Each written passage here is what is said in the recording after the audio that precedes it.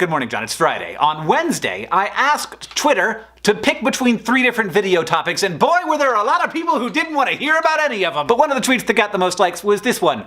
How about D? Puppies. So this video is entitled Top 10 Best Dogs Ever. And if you are unsatisfied with this content, then blame the Steffi. Or any of the 31 people who liked her tweet, including me. Let's begin! Number 1, Stubby, a dog who served the Allies in World War I. After being exposed to chemical weapons and then recovering in a hospital, Stubby became attuned to the scent of these chemical weapons and could alert soldiers before they could smell the gas coming. He was wounded twice, he served in 17 different battles, and he captured a German spy, recognizing him by his language. An act for which Stubby was promoted to sergeant, outranking his owner. Number 2, Lily, a pit bull who pulled her unconscious owner off of the railroad tracks because there was a freight train coming. The owner did not get hit by the train. Lily did. The poor puppy lost one of her legs but survived, and if you think that story is remarkable, check out number 3. First dog trying to cross a highway gets hit by a car. Second,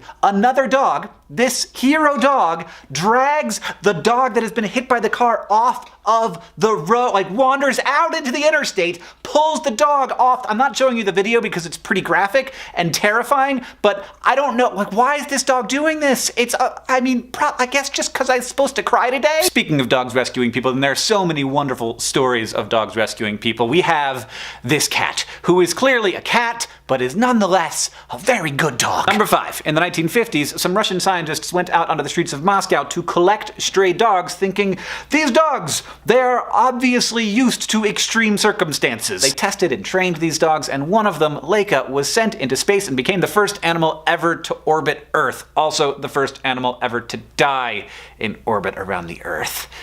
Not how we wanted that one to end. You know the first animal that went to space? It's a fruit fly. Number 6, Alvin and the Chipmunks. I know you think I'm crazy, but it's a little known fact that the actors who played Alvin and the Chipmunks in Alvin and the Chipmunks The Squeakquel, actually very small dogs. Nope. Number 7, Bummer and Lazarus, who are 2 dogs, but we're just calling them 1, sorry. These dogs didn't just survive mid-1800s San Francisco, where stray dogs outnumbered people and were killed and poisoned regularly. They became nationally famous for their companionship with each other and their ability to kill rats like crazy. Bummer and Lazarus were eventually exempted from local laws, and they showed up all the time in cartoons about San Francisco. They just sort of be there in the background. Number 8, this dog, which somebody sent me on Twitter. I asked people to send me dogs on Twitter, so I picked one. It's real cute. It's a good dog. Number 9, Tweety Bird, who is a canary. And canaries are birds, but they are named after the Canary Islands, and the Canary Islands are named after the Latin word for dog. So, by the transitive property,